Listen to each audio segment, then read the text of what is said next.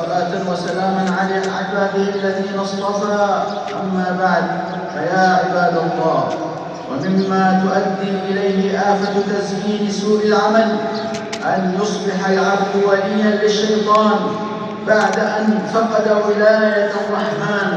قال تعالى: تالله لقد أرسلنا إلى من قبلك فزين لهم الشيطان أعمالهم فهو وليهم اليوم ولهم عذاب أليم، عياذا بالله من الضلال بعد الهدى ومن الزيغ بعد الهداية. عباد الله، لا يستوي الصادق مع ربه ممن ملأ الإيمان قلبه فاهتدى واتبع الحق وتجرد من الهوى وكان على نور من ربه وله بينة في دينه ولم يعجب بعمله، بل هو دائم الحذر من الشيطان، دائم التطلع لعون الله ومدده، ملتزم أمره بالاستقامة على شرعه. لا يستوي هذا ومن يتخبط في الظلمات وقد ركب الأهواء وتسلط عليه الشيطان فحسن له الباطل وصده عن اتباع الهدى وقذف في قلبه من الشبهات والشهوات ما يجعله يميل للذنوب ويصده عن أن يتوب، فأصبح معتدا بنفسه لا يقبل النصح بل يأتمر بهواه، فمهما رآه حسنا فعله ومهما رآه قبيحا تركه.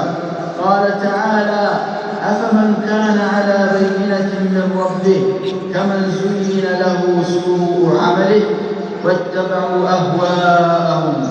وانظروا الفرق بين من هو على الفطرة السوية وهو على نور من ربه ومن انتكست فطرته وزين له سوء عمله.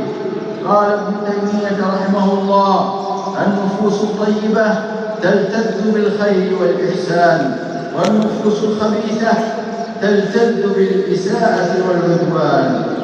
ألا وصلوا وسلموا عباد الله على الرحمة المهداة والنعمة المسداة كما أمركم ربكم جل في علاه: إن الله وملائكته يصلون على النبي يا أيها الذين آمنوا صلوا عليه وسلموا تسليما. اللهم صل وسلم وبارك على عبدك ورسولك محمد وعلى آله وصحبه أجمعين.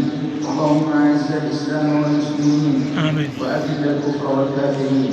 اللهم احفظ بلاد الحرمين واجعلها دار عز وأمان ورخاء واطمئنان، حائزة كل خير سالمة من كل شر وسائر بلاد المسلمين.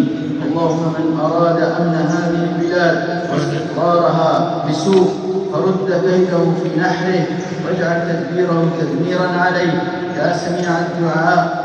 اللهم احفظ أمة الإسلام من كل سوء وبلاء وشدة ولأواء، وادفع عنها شر الأشرار وكيد الفجار وشر طوارق الليل والنهار، وجنبها الحروب والفتن والشدائد والمحن ما ظهر منها وما بطن.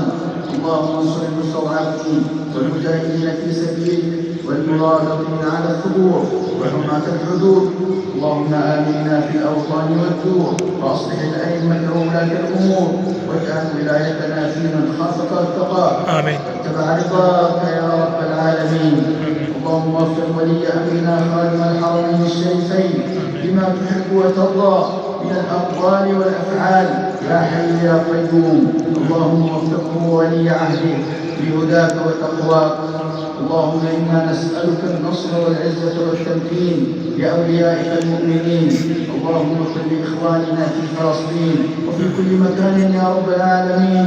اللهم فرج همهم ونفس كربهم وأصلح ذات بينهم وتول أمرهم وسد جوعتهم وآمن روعتهم واجمع شملهم وشتات أمرهم وانصر لهم ولا تنصر عليهم. اللهم اغفر لنا وللمؤمنين والمؤمنات والمسلمين والمسلمات وألف بين قلوبهم وأصلح ذات بينهم وانصرهم على عدوك وعدوهم.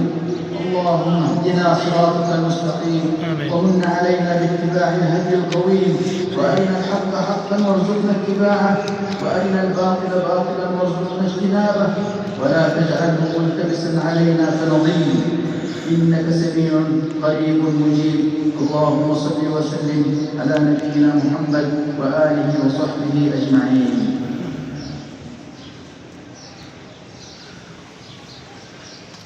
الله أكبر الله أكبر، أشهد أن لا إله إلا الله، أشهد أن محمدا رسول الله.